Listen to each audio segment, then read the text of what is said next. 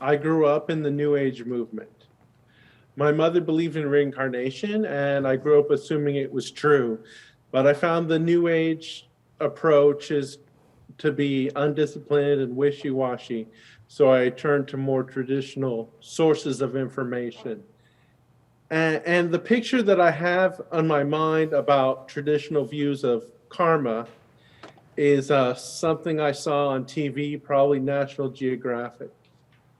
There was a young man in Southeast Asia who stepped on a landmine that was buried under the ground. And the monks did not show him compassion, assuming that he had done something to deserve it at some point in the past. And that always bothered me. The thought of applying the concept to other people didn't seem acceptable.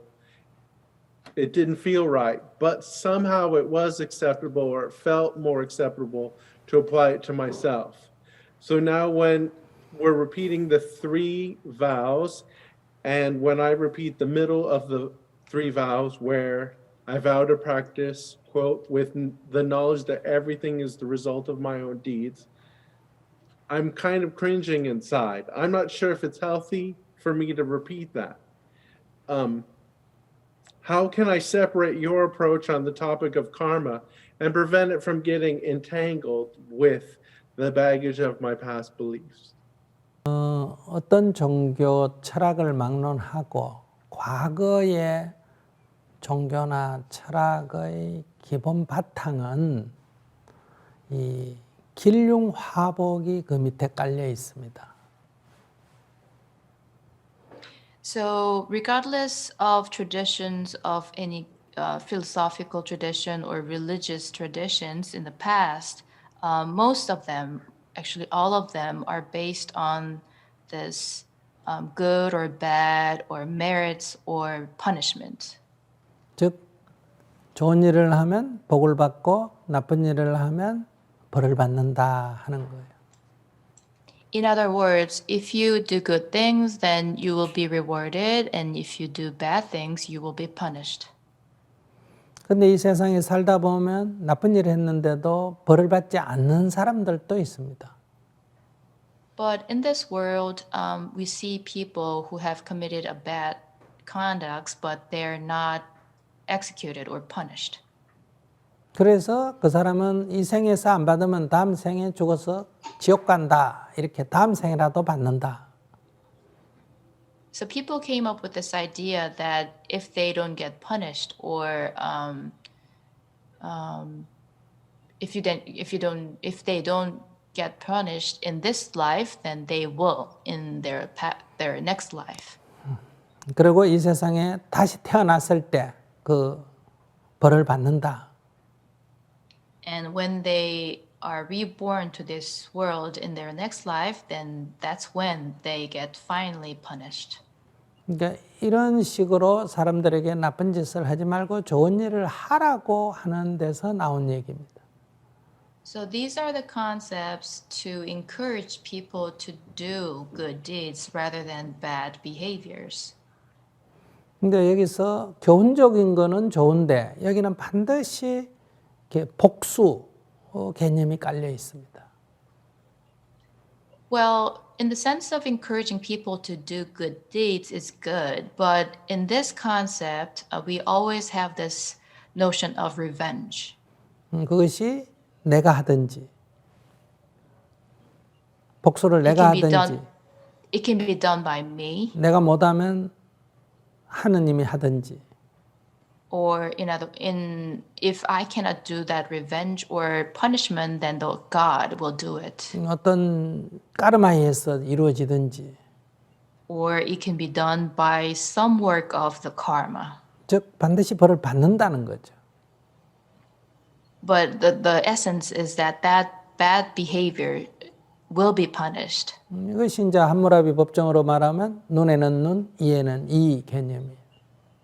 And it is also represented in this old text, eye for an eye.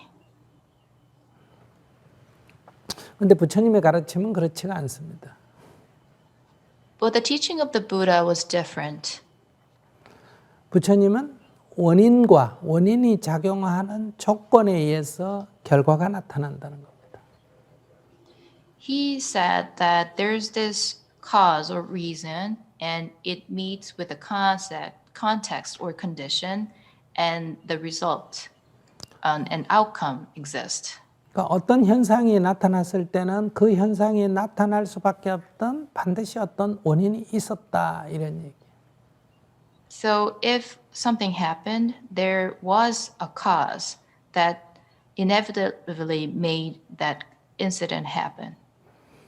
여기에는 어떤 복수 개념이 아닙니다. 복수나 이런 어떤 벌 주는 개념하고는 전혀 다른 개념.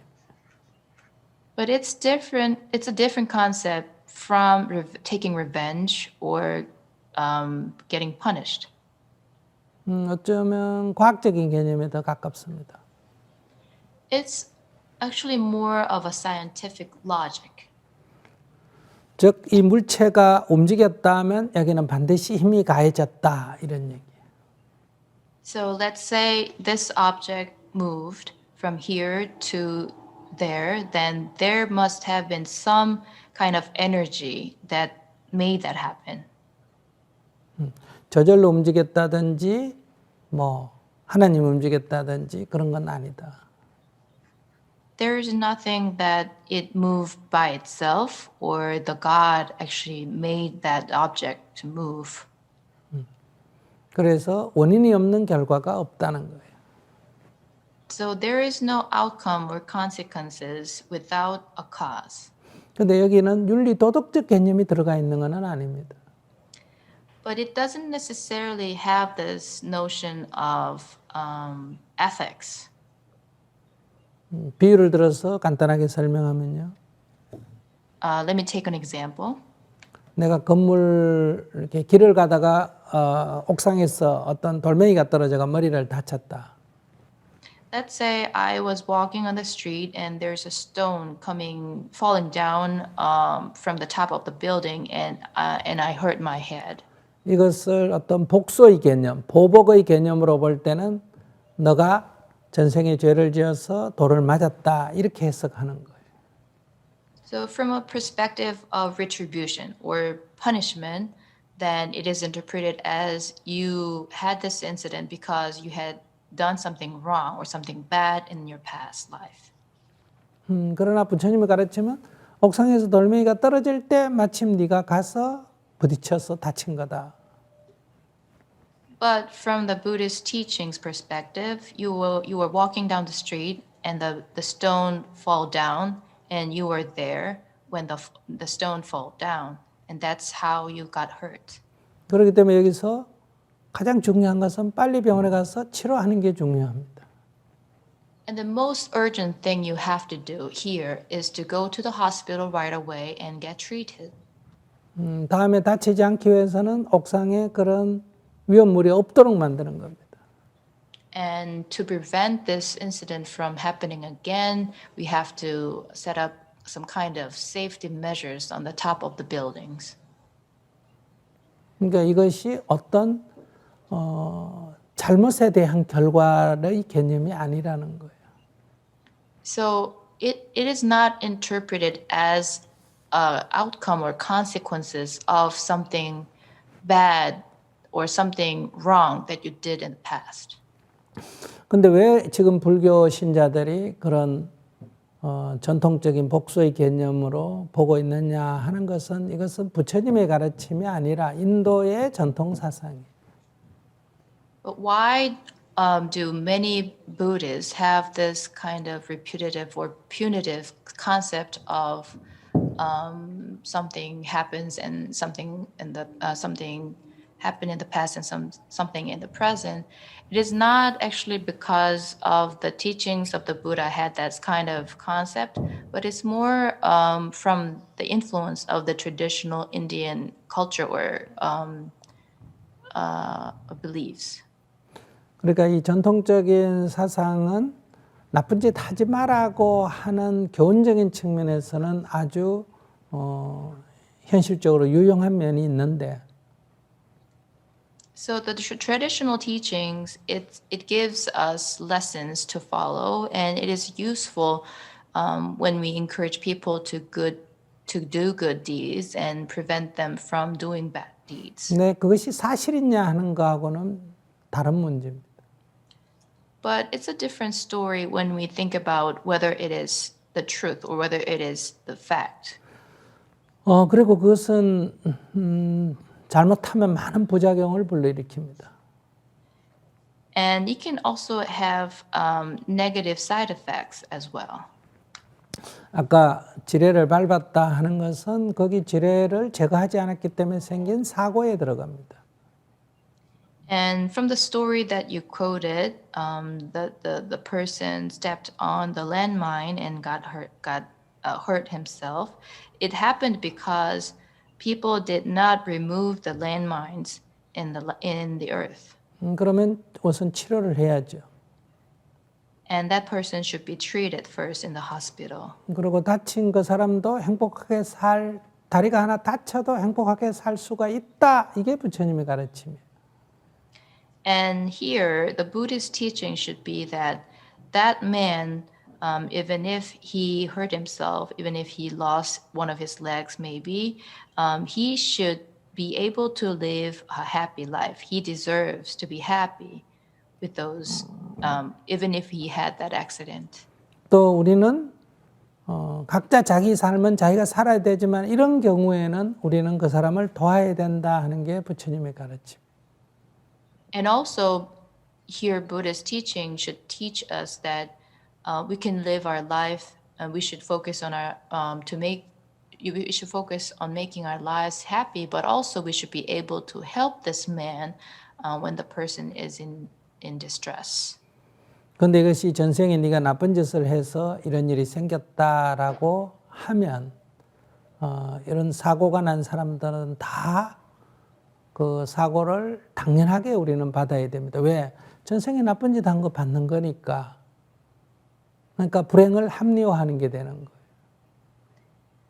But if we understand that this man had this accident because he had something wrong in the past, then we kind of justify someone else's unhappiness and distress and misfortune. 그러니까 옛날에는 신체 장애가 생겼을 때도 전생에 죄를 지었다 이러면 장애를 차별하는 것을 합리화하는 거예요. And in the past, when disability was thought as a consequences of something, some bad behaviors done in the past life, discrimination against those people with disability was justified. 전생에 죄를 많이 지어가 여자로 태어났다 이러면 여성을 차별하는 것을 합리화하는 겁니다. And when we believe that women, when we born as women, it is because of something bad that person did in the past life, then it is also used to justify, to discriminate against the female. 이것은 진리도 아니고 부처님의 가르침도 아닙니다. 진실도 아니고 부처님의 가르침도 아닙니다.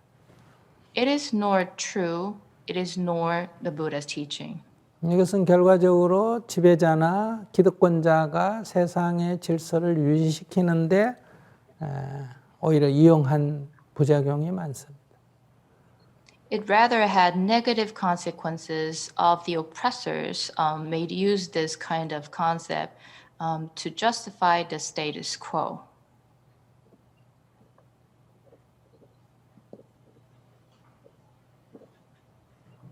네, 이해가 되셨습니까? Did I answer your question well? Yes, thank you, Sunim. 네, 너무 감사합니다, 스님. 이걸 불교 한국말로 영어하면 두 개의 차이는 이렇습니다. 전통적인 사상은 인과 응보고 응징을 하는 거예요. 거기에 따른 마땅한 벌을 받는 거고 부처님의 가르침은 인연 과보예요. 과보. 인과 응보하고 인연 과보는 다릅니다. 인과 응보는 불교 사상이 아니라 인도뿐만 아니라 전 세계 전통적인 원시 시대부터 일어난 이 어떤 교훈적인 그런 가르침에서 나왔지만은 많은 이 불행과 차별을 합리화하는데 지금 사용됐다. 그래서 그것은 절대로 불교가 아니다. 이걸 알아셔야 돼요. 부다담마가 아니다. So in Korean, that punitive concept of cause and effect is called 인과 응보, which has punitive and retributive meaning. And it is not only about Indian tradition, it's also in all other traditional concept of good or bad or lessons or ethics.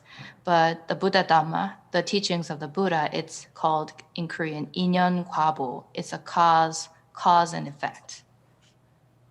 우리는 어떤 주어진 현상을 수용을 하지만은 그것을 개선할 수 있는 인연과보는 언제나 그것을 필요하면 개선할 수도 있는데 인과응보는 늘 부당한 것을 그냥 수용하는 데만 작용하는 그런 부작용이 있습니다.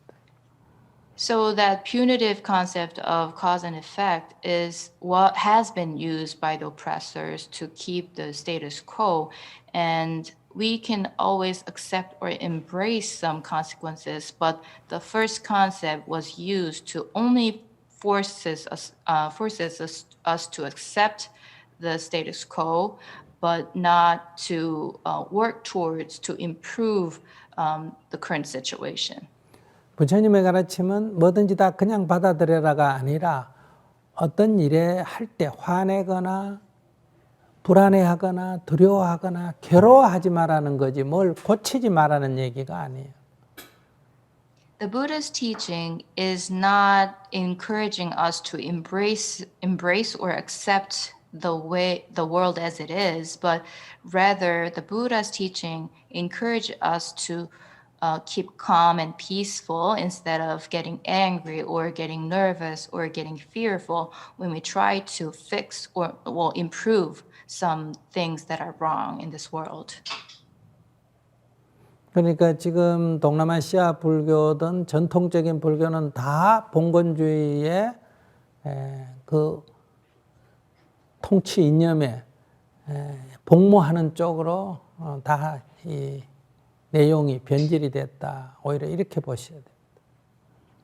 So the Buddhist practices that you saw on TV in South Asia or other traditional practices in Buddhism is not actually the Buddha's teaching, but it's actually sort of following or working to promote the status quo. 네, 여기까지 하겠습니다. 수행 열심히 하세요. Let me conclude here, and I encourage you to keep practicing consistently and persistently.